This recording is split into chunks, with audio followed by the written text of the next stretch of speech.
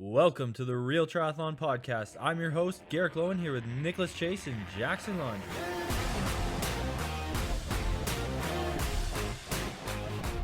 All right, welcome back to the Real Triathlon Podcast with me, Mark, and we're going to do something different and new where we bring in Jackson and Lisa. They're going to record at a different date, but also we're going to ask them questions. So when they record, it's going to be all dubbed together. So you won't know it. Well, you will because I just told you. Yeah, they're not going to know it. Different time zone, different day, Different. but it's going to be fun. So, Well, we'll start with us. We're in Samarin in Slovakia at the Challenge Championship. We are still, is it 3 days away? Or yeah, we've got here 2 days ago. Really had some time to relax at the X Bionic Sphere, this awesome training resort home to their Olympic Training Center, or at least one of them, as well as a big horse race track and the big money here for sure. Yeah, the whole facility houses thousands of people. Indoor, outdoor experiences where we just walk to a pool. It's right here. There's 2 pools, indoor, outdoor. There's a wellness center, 7 types of saunas and cold plunges, and there were a lot of saunas. And we tried every single one of them pretty much. With ionized. That was a new one for me, a salt room. Yeah, you breathe in ionized salt, which is better for your lungs. It's like if you have allergies and congestion. Anyways, it's been pretty great. Mark, you got here well in advance. Yeah, straight after Saturday. St. George. You went to. I've heard this story a lot. Yeah, you've heard it a few times. But pretty much, in short, went straight from St. George to the UK, where I was able to do some wind tunnel testing. Ended up saving like 20 watts. Now it's all about translating that speed that you find in the tunnel, whether that's position with bottles, with gear, being able to translate that to the real world stuff. So a lot of the bottles and gear, that's easy, but positionally, definitely be working on that. Well, based on, I mean, this is a great topic always. Like, what did you learn from the wind tunnel about specific positions, clothing? I mean, you don't have to give away any of what you're doing, but what did you just generally see as beneficial? Yeah, there's a few big things. What's nice is Andy Turner, the guy who did my testing, he had a big triathlon background. So I'm not just getting super slammed on the bike. It was always the intention was to get as aero as possible, but not ruin your legs, your back, whatever, because you have to run a marathon, half marathon off of it.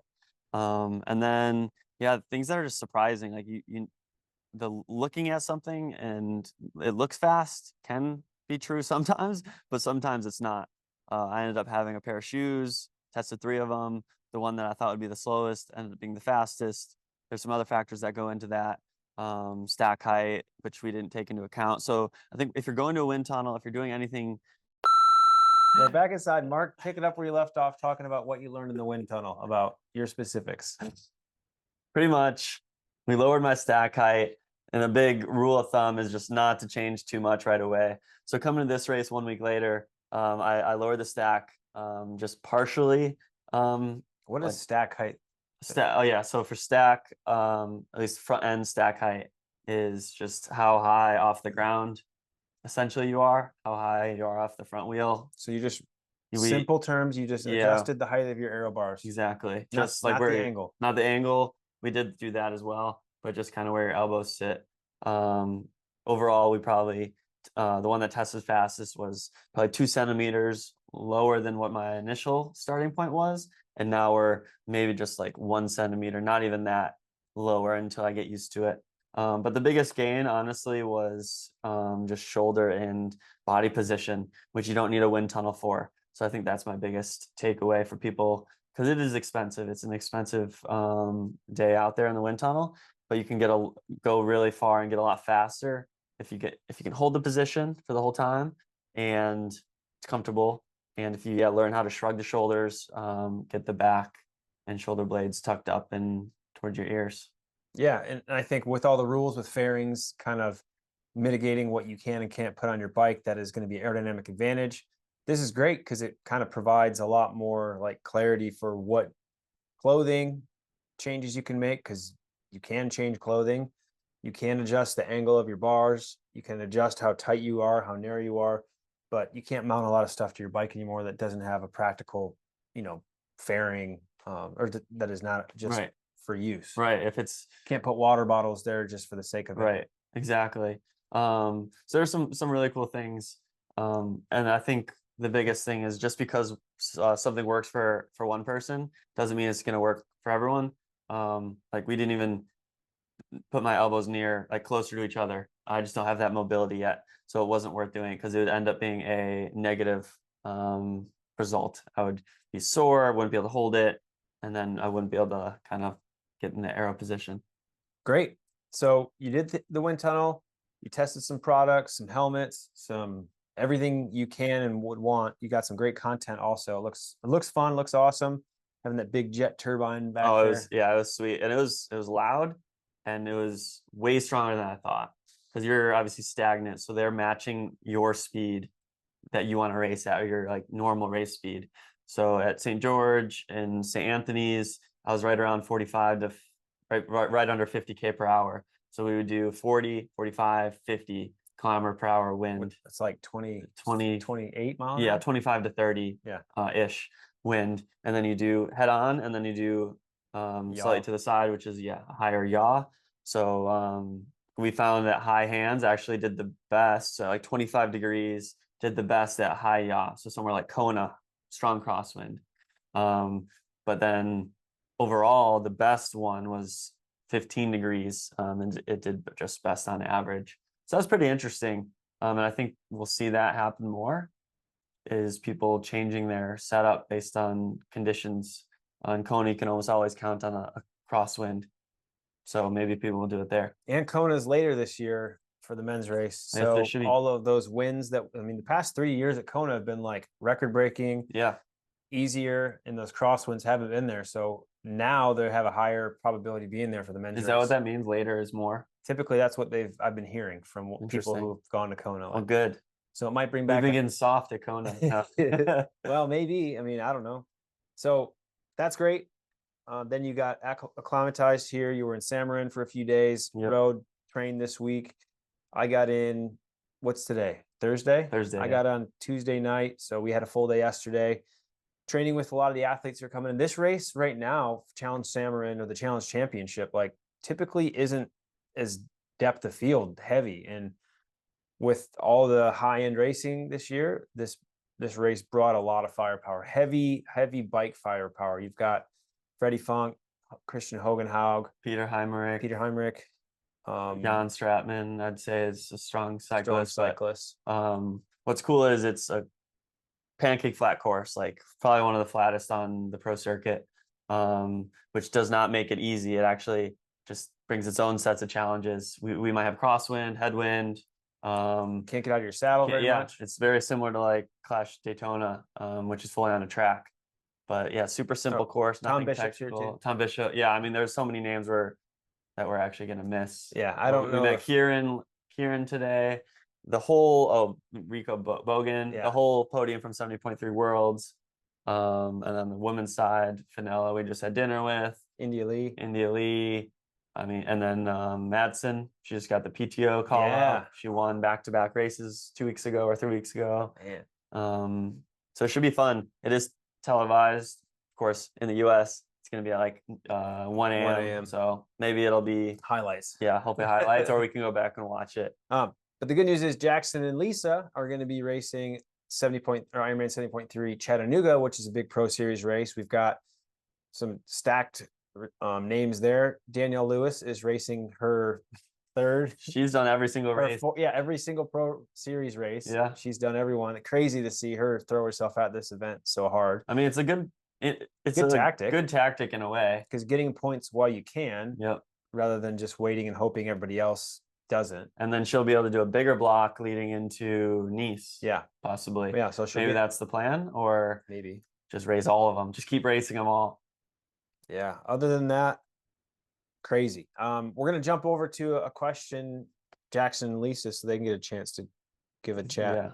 So the first question is just gonna be, hey, Jackson, Lisa, how have the past few weeks been? We had Jackson at St. George, Lisa the week before win St. Anthony's.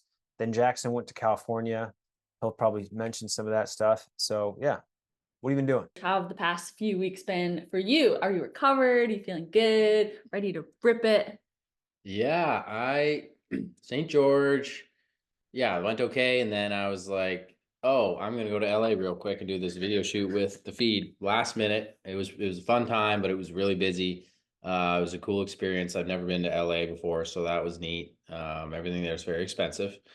But of course everything was covered by the feed because I was in the commercial for the Tour de France. So that was really Oh, it's gonna awesome. be for the Tour de France? Yeah. That's really cool. Do you need a feed hat on right now? Yes, I do. Pause this programming.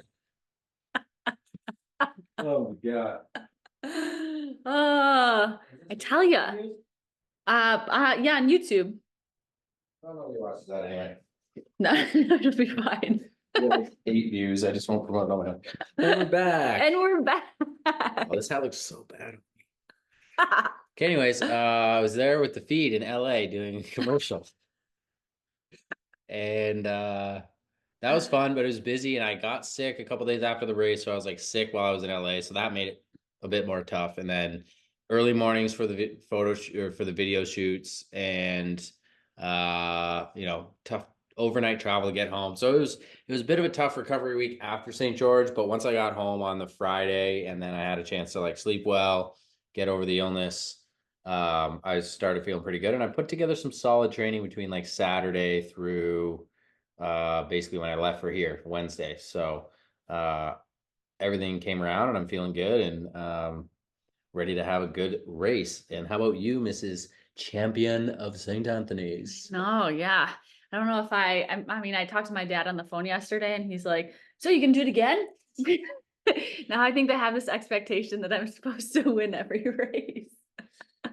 But yeah, I'm feeling good after St. Anthony's. Right now I've been doing this thing where after every time I race, my calves just explode, so I can't run for like a solid week. And then I start easing back into running and do very little run volume or run workouts. But last week started to feel good. I think I ran about 30K in the week. And then yeah, I don't know, for some reason my biking is starting to like actually feel like it clicks. In Oceanside, I kind of set up my new bike without getting a bike fit. It just kind of eyeballed things. So it was not really in the right position in the last like 10 miles. I couldn't hold arrow at all. So I've got that dialed and I'm actually feeling way better. So really excited. My legs feel good. My body's been feeling really good since Monday. So excited to see what the day shall bring. All right. So we heard from them. That's pretty great. Marc, what else you want to chat about on this podcast? What's important to you right now? How's the food been? Oh, we're going back to me. Yeah. The food's been all right. Yeah. Buffet style, but everything tastes a little bit better when it's free. So they're taking good care of us, and I mean it's a big buffet style, so it's but actually dinner tonight was exactly what I wanted. It was like a Chinese style chicken and rice. Delicious. Had extra helpings because it's a buffet. All you can eat. A lot of these events give pro athletes a bit of like I don't know, a harder time because the ecosystem is right here all week long. You are constantly eating with all your competition. The pool is 100 meters away from us right now. We can swim there anytime. The gym, like you just see each other nonstop. And I think that can get into some folks' heads, which at the Collins Cup, I think was part of that. So honestly, I mean, it's crazy. Who knows who stayed in our room for the Collins Cup? Someone? Yeah, someone might have. There's blood on the floor right there. Yeah, I think it said Sam Long was here or something like that. Yeah, that's where the door. Yeah, the hole. We saw the hole in the wall where the door slammed open. Oh, Yeah, a little patchwork. I think they had Sam Laidlow sign it. They didn't have Sam Long. They had Sam Laidlow. I did this kind of thing. There's a lot. Yeah, we talked about the hotel already. A lot of history, triathlon, and they seem to enjoy it. All the hallways have posters of Sebastian Kienle, Jan, all the Collins Cup people. They have Paratri here. There's a Paralympics race. yeah, on Saturday. But I do want to ask Lisa a question. Oh, really? Yeah. What are you gonna ask her? What did you think of the questions I sent Well, you earlier? You didn't send me any. Oh, I didn't send you any. Well, we have questions. We have questions made for already. Yeah, so I think you should ask Jackson first. Okay. Jackson, I think we need to ask you to tell Lisa tips about the 70.3 course in Chattanooga, because Jackson and I have raced there a bunch. I've raced there in 2019 at the full, and that was like my biggest podium ever for that race. So I love that course. But Jackson has done really well there also. Tamara also, Leslie, been a great course, great Is that where city. Tamara and Jackson were on the podium last year together? Was that No. or that was Augusta? That was Augusta and Michigan. and Michigan. Okay. But yeah, I'd like to hear if Jackson can tell Lisa about the Chatty course and what's specific to it. And then how's that Chattanooga start list? I'm Okay. sure it's Give us the details, Lisa. Give us the details, Jackson. Jackson, what is it gonna take for you to take the win?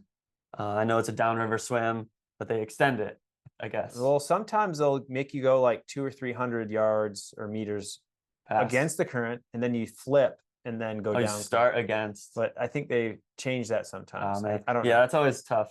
But you know how when this in water starts, everyone's kind of treading water and they go forward. Yeah.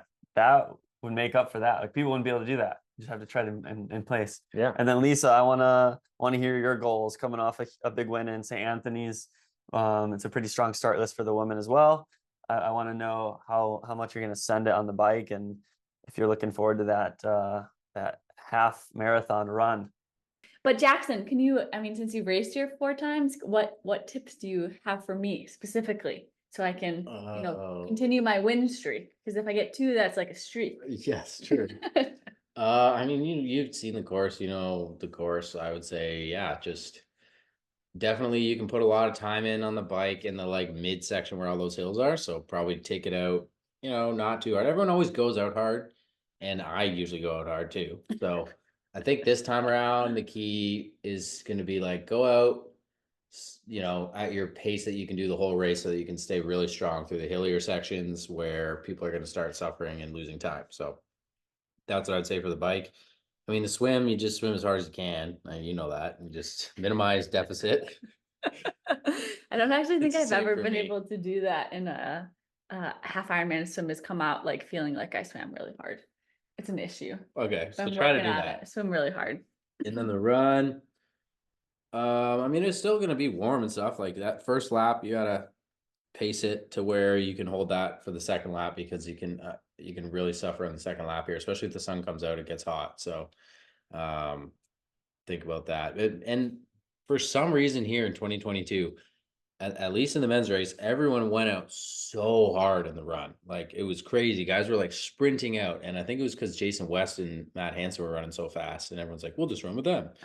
And then they all blew up, and me and Rudy like moved our way through that group. And Rudy ended up passing me in the last like mile, which sucked. So did you finish? Did you finish So I second was there? 4th. You were 'cause 4th. It was Jason West, Matt Hansen, Rudy, and then me. And me and Rudy were like in a battle the whole run. He was never more than like 20 seconds behind me. So Have you won in Chattanooga before?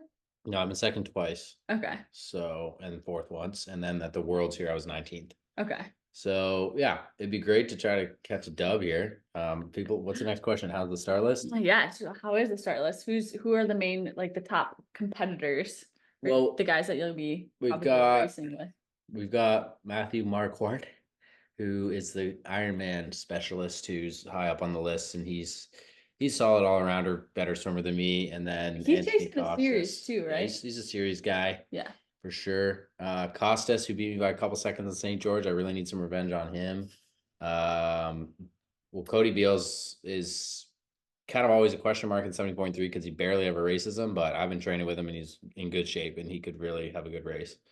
Obviously Matt Hansen, you wanna get off the bike with a lead off of that guy because he'll run 110 here probably, like he's done before. He did that when he was second here.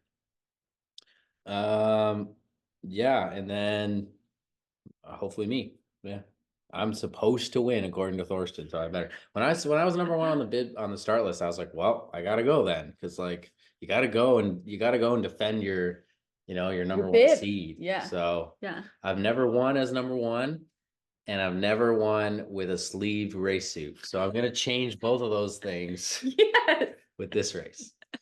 How about you? How's the women's start list looking? It's super solid. I was, a lot of these women were question marks in my mind as to whether they were going to come, but they're all coming. So Emma Pallant Brown, just coming off a 70.3 win in Mallorca. I think she's kind of like the the favorite to win. And you have Sarah Truce, and Sarah True has not raced yet this year, and I don't know when the last time she actually raced was, but obviously super strong former Olympian. Danielle Lewis has raced like every single race known to man this year. So she will be super strong. She's such a strong bike runner. And her swim is getting really, really strong as well. And then Jackie Herring, and she freaking beat Paula Finley in this Oh, that was a in crazy race. 2022. Yeah, that And year she was nuts. she freaking crushed it. So and she's coming off a third place finish at 70.3 St. George. So I think those are the top 4 ladies. But then you have some other big question marks like Alice Alberts. I don't actually know if she's ever raced a 70.3. She's definitely an Ironman girl. But she'll be on there. So I think a lot of it's gonna come down to what, how strong some of these ladies ride and what kind of run legs they have. So I think everyone will be chasing, or Emma will probably be chasing down everybody on the run. Yeah. But overall, super good. But I don't know, is there a strategy to win against this field, like against the guys' field?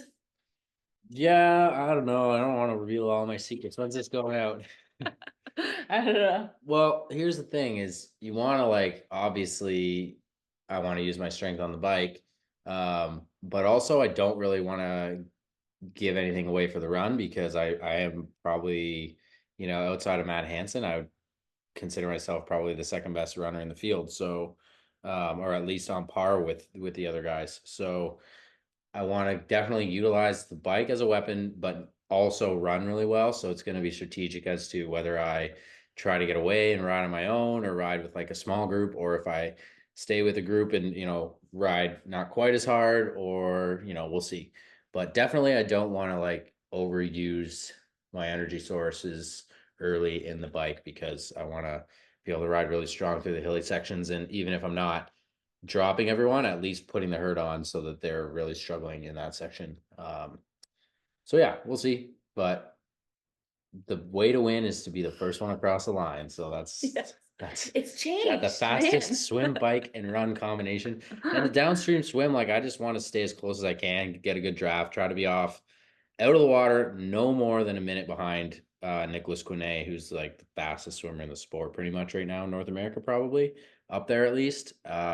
So that would be the goal there. And I think it should be doable in this format. So we'll see. Just make it happen. Well, Marc, how are you gonna handle this crowd? I mean, Oh, yeah. you're Quite the you're- crowd. I mean, you're one of the strongest swimmers in the field, and you've got some of the strongest legs in triathlon also Hopefully on the run. on the bike that are going to be chasing you down. Oh, yeah, I see what you're saying. So how are you what are your tactics on race day? Yeah, sit on some feet. We have really good swimmers, like Rico Bogan's a really good swimmer as well. Tom Bishop. There are some really good swimmers in here. Wetsuit swim, so I'm not sure how much separation we're really gonna get.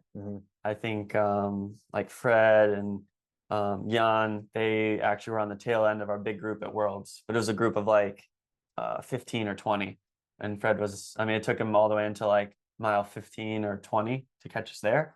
So yeah, hopefully we get a good group. It's 20 meters draft once you're on the bike, but pancake flat, so hopefully get out strong.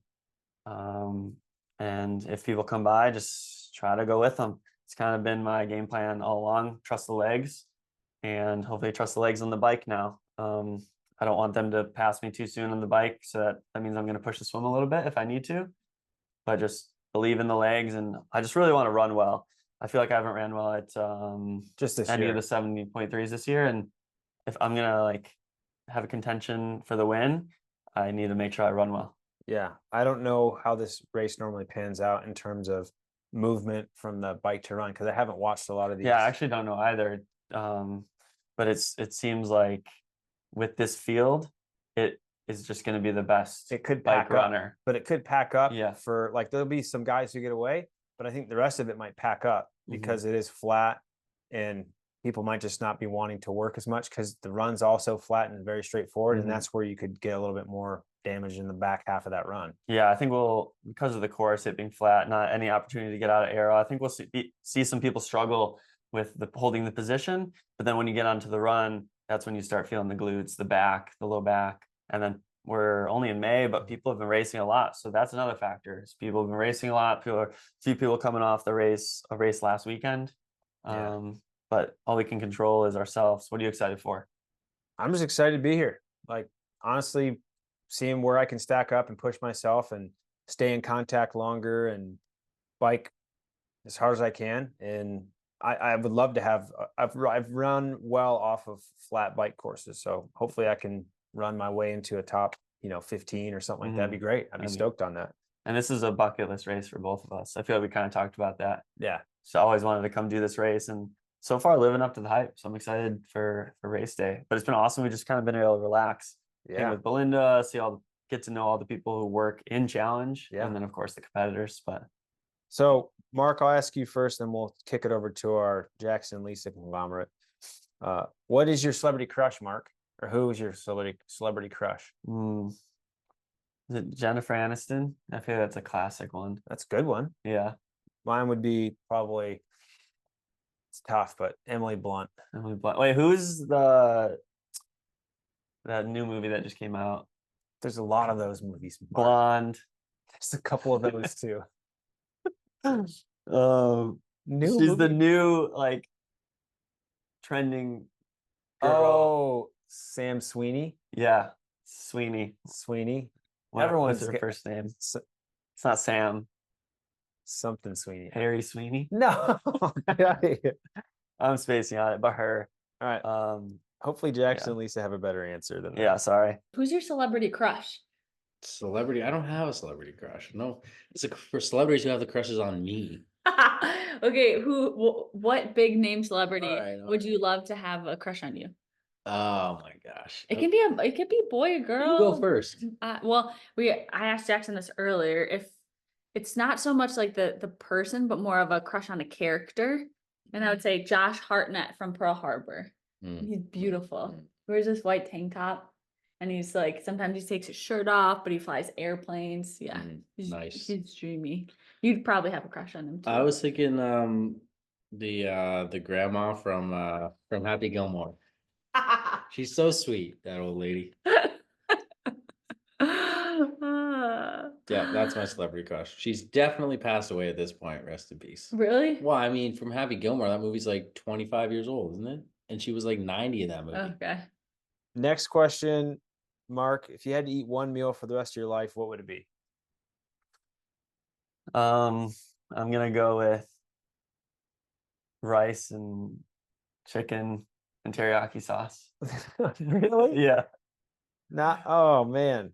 Pizza. I mean, everyone says pizza, and then they think they can get different toppings and stuff, but it'd have to be the same pizza, right? Yeah.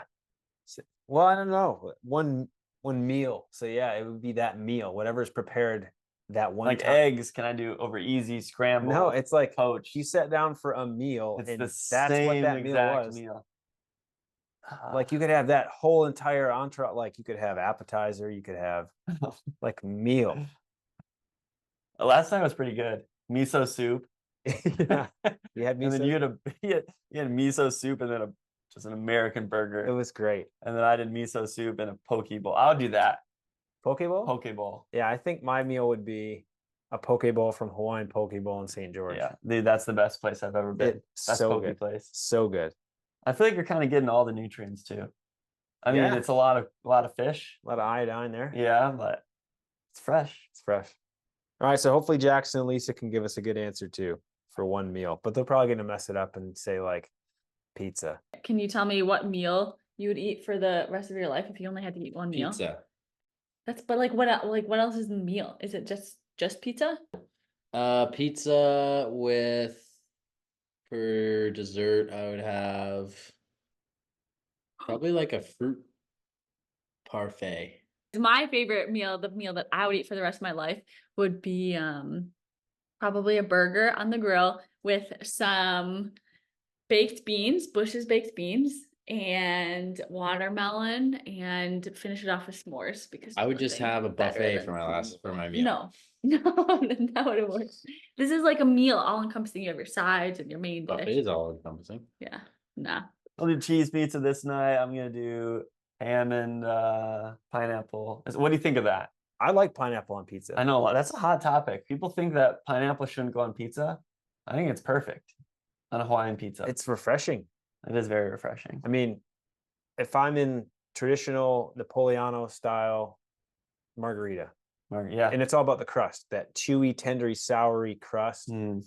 and a good piece of mozzarella. Yeah, we need to get some good pizza while we're here. Ouch. Maybe we can take a trip over to Italy before we leave. I don't have time. Yeah, we My- don't have time for that. I have to leave at 3 a.m. on Monday morning to go to the airport in Vienna, which is only 40 minutes away, but my flight leaves at 6 a.m. So got to get home, get back to the fam. And you've got to get home and get back to training. Yeah, I'm probably gonna leave Monday as well. And then after that, we're both be in Boulder. I'll be in Boulder a couple weeks after you, but you're going to Boulder, get some altitude training because Life. and I'm gonna go probably the week of or Sunday before the race starts and go hang out with everyone. Man, it looks like this shirt doesn't do me justice. You're nipping. Looks like I got man boobs. There we go. I'm at the shrug. That's a good look, actually. The shrug. And then after that, Marc's gonna go. I have no plan Yeah, really. what are you racing after? Maybe Boulder. I'm not sure yet. There's Mont Tremblant. Tremblant. You should do that. That's the end of June. So I think if I don't do Boulder, it just makes sense to. Dude, take your altitude training to Tremblant. Yep. I love that. Is one of my probably. I don't know if I like it more than St. George, but That's saying so. I've heard really good things from you, from Jackson. Jackson's going. Yeah. Maybe we can get. Maybe Tamara will go. Tamara, maybe she's still a defending champion. Yeah. We didn't race last year. That's right. This is the one that got The canceled. ones that Mont got Tremblant. canceled due to a massive amount of smoke that came in. But I don't know, the energy there at Tremblant is so damn good. I feel great when I'm there. Yeah, big fan of those races. Yep. So we'll see. That's probably what it's going to be. And I'll go to Roth, and then we'll see. Roth's going to be sick. Back across the pond to one of the most iconic full Ironmans. But July 7th, so I got time. Yeah, you got a lot of time. And then do a Michigan trip with my family. You get a Michigan. Well, what? We're gonna do a Michigan trip with my family around July 11th to the 20th. After Roth. After Roth. That's good timing. Take a bit of a break and get ready for the next few races, which we'll see. I'm not gonna even talk about them because I don't know what's gonna happen. Yeah, I mean, it's so many races to choose from, but I am in the same boat. I try to break the season into 2 seasons, the year into 2 seasons. Yeah. You know what is a bummer with this race is that we don't have Race Ranger. Yeah, we definitely should have had Race Ranger. Race Ranger was awesome because at 12 meters, you're like, I could have ridden 12 meters a lot closer It's than so close. 20 meters. I feel like I've always ridden around 18 to 20 meters. 20 meters is much harder to judge. Yeah. And I think because we have such a big field, even more of a reason that we should have had it. Yeah. I think it just comes down to budget and hopefully more races can put Race Ranger. How much is it? I don't know. I should know, but I don't. But I'm sure it's probably like thousands of dollars. It's probably not a lot. It can't be a lot. But to get a really fair race and it helps the refs out. But anyways, next time. So yeah, I think that kind of handles this show. We're in Samarin. They're going to be in Chatty. You'll be able to watch the Pro Series race in Chatty because that'll be on U.S. time. Again, I think it's cool that we're over here mixing it up with a completely different demographic of athlete that we always like. I managed a lot of the Blue 70 well, actually all of it on Instagram, and I see all of our Blue 70 athletes from Europe, and like I get to meet them now. You know, like Peter and Jan for sure. Some of the gals are here. So for me, when I used to race in Europe a lot 4 or 5 years ago, the racing is so much different. Like the European athletes, I feel like they are a little tougher to race against sometimes. They're usually way stronger on the bike. The culture that they grew up doing it, they just race tactically a lot stronger. So I don't know. I think that US athletes in traditions past, like that's why at 70.3 Worlds we have like you were the only American in the top 10 at Worlds last year. And everyone else just kind of got dominated by Germans and Norwegians. Yeah, and the Germans put 3 on the podium. Yeah. This will be my first long course race outside of Worlds in Europe. Yeah. So still a lot to learn, but I've done plenty of short course races. And every time you come abroad, every time you come out of the Americas, it's a totally different ballgame. Yeah. I think the racing in the USA, personally, like the pro field, I think it's cleaner. I've always noticed like we all race a little bit cleaner in the US. in You're, Europe. you're saying as far as like drafting. Yeah, drafting, slotting in, like, not that everyone's inherently dirty. I just think the rules are a little bit more lenient sometimes over here. So I like that we set a harder standard, but I think they still rip it over here so hard. Yeah. It's gonna be a tough day out, but we'll have a nice debrief over the pod, I'm sure. Yeah. It's gonna be a good day. I know Garrick's going to do another episode too, where we talk about gear. So we'll have another bonus episode. that'll be a coming up good soon, one. Our favorite gear. Favorite gear for race day, Yeah. or for training, I or think both. I racing, guess. training, favorite gear. So Yeah, everyone on the pro team will do something for that. perfect. Looking forward to that. But yeah, Jackson and Lisa, excited for you guys. Can't wait to hear the recap. the recap and the answer to our questions. Yeah, hopefully this works out. So we've sent all these questions that we asked to them, so hopefully they answer them in a very like not so obvious and lame way that we can just cut right into it. and then they advance it. pass it right back to us. Yeah. Whoever needs to edit this, though, good luck. Our editor is awesome. And Mike Garrick's going to edit the audio, and our boy Joe at Star Films will do the video. Okay. There's one thing that we have to nail, though, and that's the exit, the peace out. Oh yeah, let's do it now. Ready? Yeah. Peace out. out. But yeah, so we're super stoked to be here. We're excited to see how Mr. Chase and Mr. Dubrick do. They're gonna be done probably 4 hours before we start. I think they're 8 hours ahead. That would probably make sense. So we'll wake up, we'll be like, sweet. They went 1-2 in Slovakia. Slovakia, and then we'll have the end up with a double win in Chattanooga. That would be sick. That'd be. We've had a crazy. double win. You guys did it. And you and Tamara did it last year. We did. No, where? Yeah. No. Michigan. Wait, did you? Yeah, win you Michigan? both won Michigan. Oh yeah, we double Yeah. win Michigan. Good Yeah. job, Tamara. But yeah, so we're excited. Make sure to follow along and like, comment, subscribe, listen. And we'll catch up with you guys after the race. Peace. Out.